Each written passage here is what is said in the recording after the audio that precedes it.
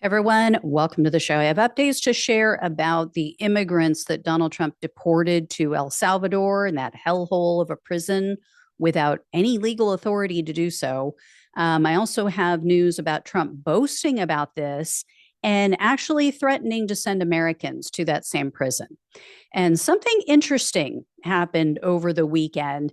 Trump appeared to be throwing his Secretary of State under the bus. So now that this whole thing is kind of blowing up in his face and they're realizing that, oh, actually, we didn't deport dangerous criminals, we didn't deport violent gang members, and we're violating the Constitution, of course, which he knows nothing about.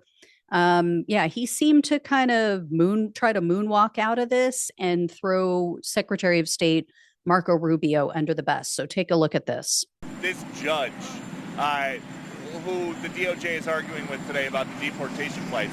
He wants to know why the proclamation was signed in the dark, his words, and why people were rushed onto planes. Because we want to get criminals out of our country, number one, and I don't know when it was signed because I didn't sign it. Other people handled it, but Marco Rubio's done a great job, and he wanted them out, and we go along with that. So since then, and I guess, when the attorneys for the DOJ, I should say, which are really acting as his attorneys, they probably went to him and said, hey, I get that you don't want to take responsibility for this now, but here's the problem with what you said. The problem is kind of isn't legal unless you signed it. So you kind of shot us in the foot in our legal argument in court, because if you didn't sign this proclamation, then it wasn't legal at all. Even if it wasn't a violation of, if it wasn't a violation of the Constitution, it wouldn't have been legal because you didn't sign it. So you're going to have to take responsibility for this. You're going to have to say you signed it. So now Trump's administration, they came out with a new statement and said, oh, well, no, obviously what he was talking about was the original proclamation that was signed, decades, centuries ago. And that was what he was talking about. That is complete and utter bullshit. As you heard, he was specifically asked about him signing this at night and without any, notification to the public first. That is what Peter Doocy of Fox News was asking him about. That's the question he answered. So he was clearly talking about whether or not he personally signed this and deported these people, because he immediately pivoted to talking about his Secretary of State, Marco Rubio, and how he wanted these people out. And so, that's what we're going with. So they're so full of shit. They really are. It's like lie upon lie. And it gets to the point where none of it makes any sense. So that's where we're at right now, is that Donald Trump claims, oh, yeah, or at least his people are saying, of course he signed it. I mean, his signature is on it. So of course he signed it. So here is the deal. Here's what we know about these men that were flown out of the country at this point. The Trump administration deported at least some of these men based on almost nothing. No facts, no crimes committed. In fact, his own administration submitted a sworn declaration to the court stating that more than 1/4 of the 178 individuals that have already been sent to El Salvador were classified in their own system as quote unquote low threat detainees. They had no criminal record whatsoever. And then they also admitted, yeah, we don't really know much about these people. But then they argued, oh, but you know what? Our lack of knowledge, that justifies denying them due process. So here's what they submitted. In this sworn declaration to the court, they wrote, quote, while it is true that many of TDA members, which is Tren de Aragua, removed under the AEA do not have criminal records in the United States. That is because they have only been in the United States for a short period of time. The lack of a criminal record does not indicate they pose a limited threat. In fact, based on their association with TDA, the lack of specific information about each individual actually highlights the risk they pose. It demonstrates that they are terrorists with regard to whom we lack a complete profile. So, the fact that they have only been here for a short period of time doesn't mean that they're not criminals. I mean, it just means they haven't committed a crime yet. I mean, I guess that would really apply to most of us, right? Just because I haven't committed a crime yet, you guys, doesn't mean I'm not a criminal. I mean, oh my God, the pretzel logic here is insane. And then the declaration mentions that numerous horrific crimes have been committed by some of these men, allegedly, and while here in the US. They don't specify, though. They don't give any details or names. They don't say, this man, John Smith, Jorge Rodriguez committed XYZ crime. They just lay out a list of crimes that some of these people supposedly committed here in the United States. So we're just supposed to take their word for it that some of these men committed some of these crimes, but we don't know which ones were committed by which men. Yeah. And then in one case, they deported an immigrant, a man named Reyes Barrios. He fled Venezuela because he was tortured there. He was tortured by the Maduro government. So he left the country. He was taken into custody by Maduro, held against his will because he went out and protested against the government, and literally physically tortured. So when he was set free finally, he came to the US and claimed asylum, rightfully, because he was trying to, get away from that oppressive government and the torture. And according to an immigration attorney, ICE was given authority to detain and deport people based on something as simple as a tattoo or a hand gesture in a social media post. So, for example, what you're seeing here on your screen, this is what Barrios' attorney submitted to the court. For those on the podcast, I'm showing an image of the tattoo on Barrios' arm. And the Trump administration accused him of having a Tren de Aragua tattoo. The attorney explained Barrios loves soccer. So Barrios got a tattoo that he felt was similar to the logo used by his favorite soccer team, which is Real Madrid. And it's a soccer ball with a crown on top, and then there's rosary beads. I'm also showing a picture of Barrios making a hand gesture. The Trump administration claims, this hand gesture, this proves he's a gang affiliate. This is the same hand gesture used by rock musicians. Okay. I mean, if that's what we're going by, like Gene Simmons of Kiss, every 1980s hair band should be deported. They should all be thrown in an El Salvador prison, if that's the case. How many people have used that hand gesture? I mean, it's ridiculous. So Judge Boasberg is not happy with the Trump administration response. Last week, he called their response, quote, woefully insufficient.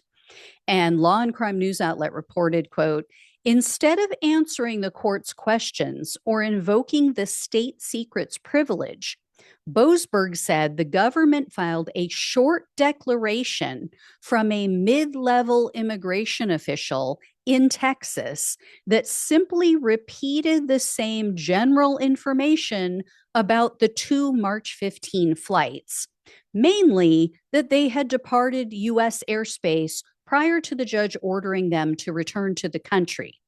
The 6-paragraph declaration, 4 of which were spent identifying the official, also stated that cabinet secretaries in the administration were actively considering whether to invoke the state secret privilege, claiming it was a serious matter that could not be properly undertaken in just 24 hours. So the judge agreed to give them one more day to file a new declaration. So this was on Thursday, gave them one more day, gave them till Friday. And he said this new declaration has to be written by someone, quote, with direct involvement in cabinet level discussions regarding invocation of the state secret privilege. Also, he said they needed to explain how they did not violate his original order when he said on the 15th of March, you need to turn these planes around. You need to bring these men back. If they land, they are not to disembark. If they don't land, you are to turn them around, bring them back. So on Friday of last week, they were back in court. They had another hearing. Reporter Kyle Cheney wrote on Twitter, quote, Boasberg comes in hot, wants to know why the lawyer who originally argued the case didn't show up to hearing Monday. He says the filings since have used the kind of intemperate and disrespectful language I'm not used to hearing from the United States. And then the DOJ attorney who showed up was Drew Ensign. He appeared, he had no details about or provided no details, I should say, in response to that question.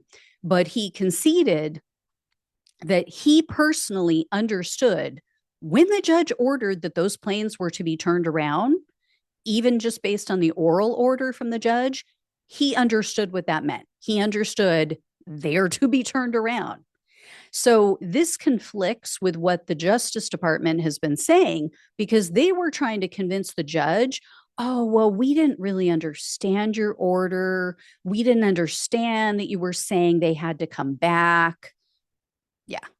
And then Ensign also admitted to the judge that the Justice Department had sent him to argue that case on March 15th without any facts about the flights.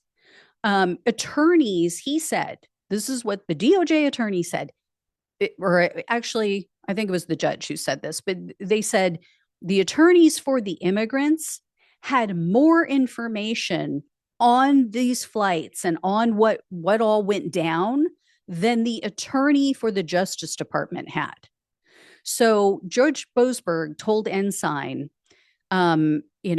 he agrees that, yeah, Trump has wide latitude. He is well within his rights to enforce immigration laws and even to enforce the Alien Enemies Act. However, he said, quote, it is also clear that individuals must have the chance to show that they are indeed members of a class that the AEA defines, the Enemies Act. My job is to find where the balance lies. So, in other words, yeah, Trump absolutely has a right to protect the country if he thinks we're under attack, but he cannot just make a claim that there's gang activity and that these people are part of that gang without proof and then ship people off. So today they were back in court and the judge said, you guys could have shipped me off. Given what you're doing and the way you're doing it, and you just want us to take your word. This is, me giving a summary. I'm not quoting him here, but basically he said, the way you guys are going about this and providing no evidence, no proof to prove that these people are actually a danger to the country and part of this gang, you could have hauled me off.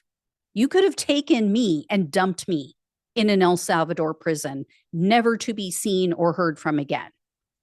So the consequences of this case, as I keep reiterating, because it is so serious, they cannot be overstated. As I previously said, Trump could potentially use this law against American citizens. And as I mentioned in the beginning, he started threatening to do just that. So this past Friday afternoon, Trump was posting on his failing social media site, and he wrote, quote, "I look forward to watching these sick terrorist thugs get 20-year jail sentences for what they are doing to Elon Musk and Tesla.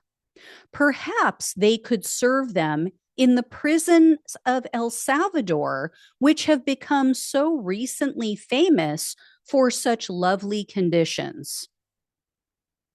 So, yeah, he's literally talking about taking American citizens who are setting a Tesla on fire and throwing them in an El Salvador prison. And if he is allowed to get away with this with these immigrants, that is the next natural step. And what he's also saying is you can go and brutalize police officers at the Capitol. You can taser them, beat them with bats, you know, kick them, spray them with pepper spray and bear spray, fire extinguishers, hit them over the head, cause them to have heart attacks and strokes.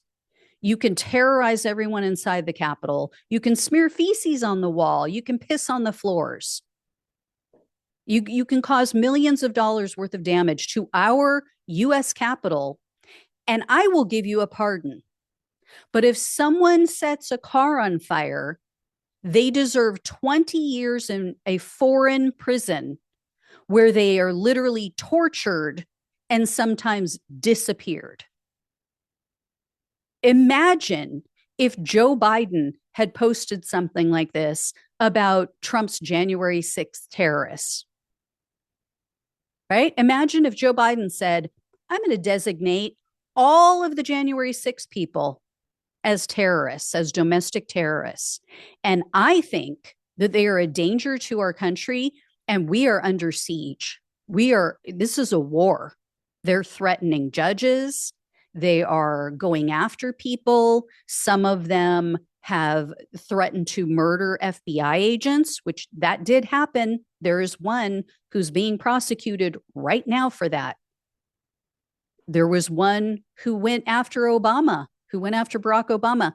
Joe Biden could have designated them domestic terrorists and said, I am going to enforce the American Enemies Act. And therefore, these people need to go away. They need to be taken away. And maybe we'll even drop them in an El Salvador prison, never to be seen and heard from again. So as I said before, to MAGA and those hate watching, watch your step. If you are okay with this, and this is allowed to stand, and you don't speak up for it now based on principle, those of us on the left might not care so much if it happens to you. Just saying. Anyway, Republican lawmakers, if the shoe was on the other foot, they would be calling for Joe Biden's head, or any Democrat, right? They would have impeached Joe Biden immediately if he had said something like this, boasted about arresting people, American citizens, and disappearing them in a foreign prison. So this is where we're at, as a country. So Judge Boasberg, he could hold these officials in contempt if they refuse to comply. This will undoubtedly go up to the Supreme Court, and probably in very short order. But beyond that, the only thing that Judge Boasberg can do if they refuse to turn over these documents and, provide evidence of what they claim these men did is to fine them or jail, some of these attorneys. But again, there's not much teeth to a contempt charge because Trump's cult members in the DOJ, they're not going to arrest their own. They're not going to arrest their own officials and their own attorneys. So they would refuse. And then what? MAGA Republicans in Congress have no spine. They've proven that for 9 years now. They're not going to impeach and remove Trump. And Trump's sycophants, Trump's cult members think that this is great. They think that this is totally within the law and that this judge is overstepping. So we are at a very scary and dangerous moment in America.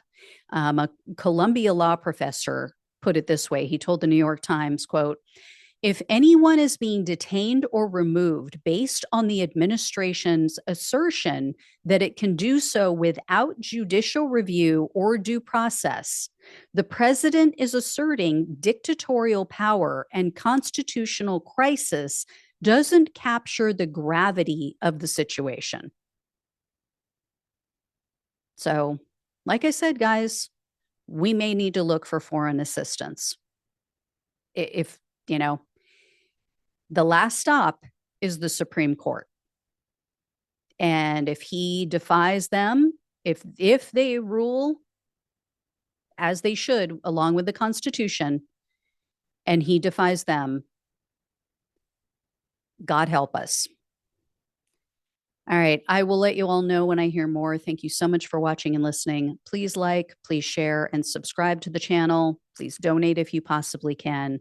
Love you all. Take care. Talk with you soon.